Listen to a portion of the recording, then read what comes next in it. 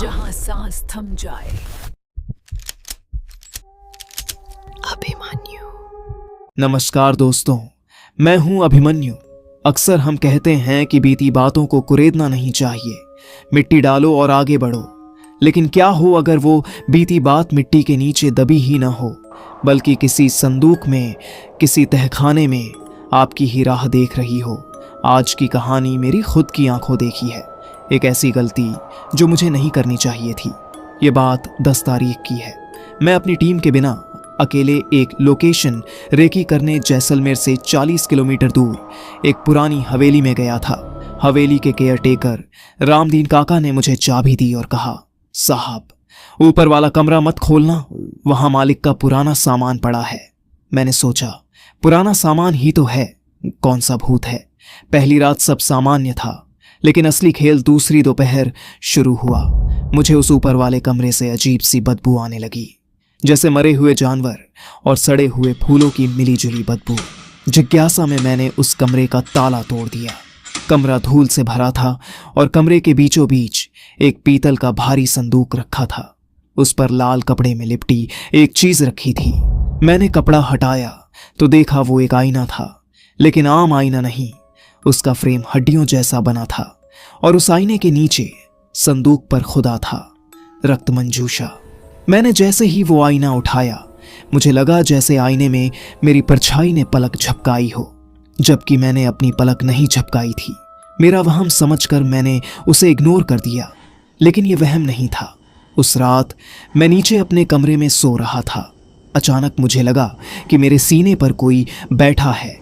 मेरी आंख खुली तो देखा कमरे में कोई नहीं था, लेकिन मेरी छाती पर गीले पैरों के निशान थे, छोटे छोटे, जैसे किसी बच्चे के पैर हों, लेकिन वो खून से सने थे। मैं घबरा गया। मैंने रामदीन काका को फ़ोन लगाया, लेकिन नेटवर्क नहीं था। तभी मुझे ऊपर वाले कमरे से आवाज़ आई, धम धम, जैसे कोई भारी चीज़ फर्श पर पटक रहा हो। मैं ऊपर गया। वहाँ जो देखा, मेरे पैरों तले ज़मीन खिसक गई।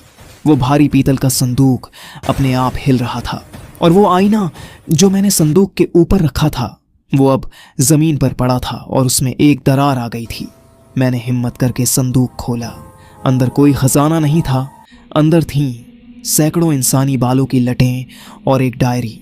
डायरी 1950 की थी, एक औरत केतकी की डायरी। मैंने पढ़ना शुरू किया। उसमें लिखा था, मुझे खूबसूरती चाहिए थी, लेकिन बदले में इसने मेरी आत्मा मांग ली। मंजूषा को खून चाहिए, हर अमावस को खून। जैसे ही मैंने वो लाइन पढ़ी, पूरे घर की लाइट चली गई। अगली सुबह मैं वहां से भागने की तैयारी कर रहा था, लेकिन मेरी कार स्टार्ट ही नहीं हुई। मैंने देखा कि कार के शीशे पर अंदर की तरफ से खून से लिखा था, जाना मना है। मैं समझ गया कि मैं फंस चुका हूँ। दोपहर होते होते मुझे घर के अंदर परछाइयाँ दिखने लगीं, कभी किचन में, कभी सीढ़ियों पर। एक औरत की परछाई जिसके बाल जमीन तक लंबे थे, वो मेरे कानों में फुसफुसाने लगी, मुझे मेरा चेहरा वापस दे दो। मैं डर के मारे रामदीन काका के घर भाग कर गया।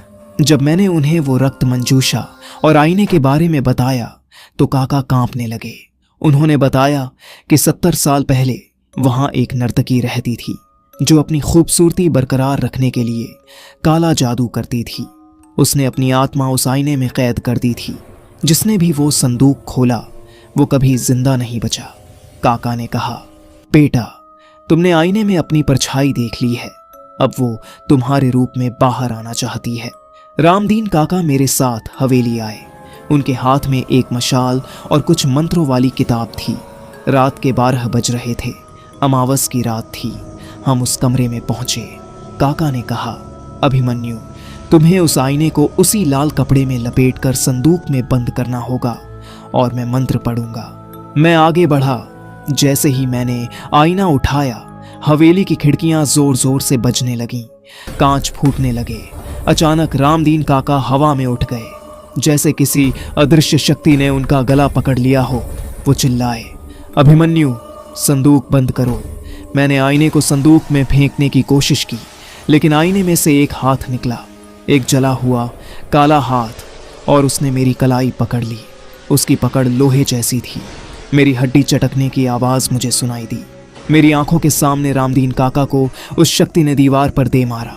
उनका सर फट गया और वो वहीं ढेर हो गए। अब मैं अकेला था और वो चीज मेरे सामने थी। आईने से अब आधा शरीर बाहर आ चुका था।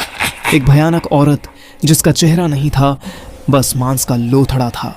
उसने कहा, तू मेरा है। मेरे पास एक ही रास्ता था। पास में काका की मशाल गिरी हुई थी।